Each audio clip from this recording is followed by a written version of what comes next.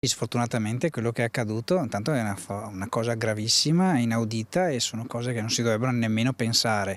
Quanto sta accadendo nelle ultime settimane preoccupa il sindaco di Ponzano per le conseguenze che simili azioni, guai per Baseggio chiamarle bravate, potrebbero avere. E purtroppo non si tratta di casi isolati, diverse le segnalazioni giunte al primo cittadino in questi giorni. Alcune volte chi ha ricevuto la bottiglia d'acqua o l'acqua è anche tornato indietro in cerca di capire chi era stato, in altri chiaramente è scappato. Le forze dell'ordine sono al lavoro per identificare i responsabili che potrebbero essere stati immortalati dalle telecamere installate vicino alla chiesa. Mi auguro che qualcuno venga assicurato alla giustizia, nel senso che queste persone, se sono minori, quindi i genitori, se sono maggiorenni loro, rispondano davanti a una denuncia che è stata fatta.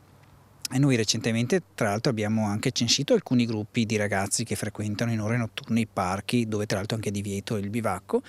Se poi questi nomi coincideranno, insomma, noi in un certo senso già potremo sapere chi è stato. Quello che si vuole capire infatti è se i responsabili di questi episodi sono gli stessi che bivaccano per notti intere nei giardini comunali tra alcol e urla. L'ultimo episodio segnalato sabato scorso, protagonista una decina di giovanissimi. Facevano chiasso, però si vedeva che erano alterati. Uno sicuramente era ubriaco, era sostenuto da sotto le braccia da altri due, a petto nudo. Dopo verso le 7, 7:30 se ne sono andati.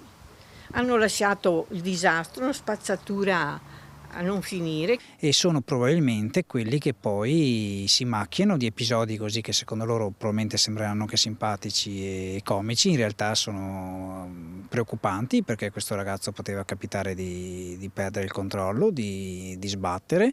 Per i responsabili potrebbero scattare denunce, mentre il sindaco pensa Un lavoro socialmente utile è ciò che si meritano, almeno nella cura dei parchi. Poi chi fa invece un reato e anche delle lesioni personali risponderà per altre cose. ma l'ultimo pensiero di Baseggio è rivolto alle famiglie di questi ragazzi. E mi chiedo le famiglie dove stanno, perché avere un ragazzo che torna a casa alle 7 di mattina, io credo che manchi qualcosa in questa società. Anche la fiducia, e forse bisogna cominciare anche a non fidarsi totalmente dei propri figli. Quello che sta accadendo in questa comunità, probabilmente anche nelle altre, come avviene a Treviso, è drammatico, pericoloso, e dobbiamo agire come società.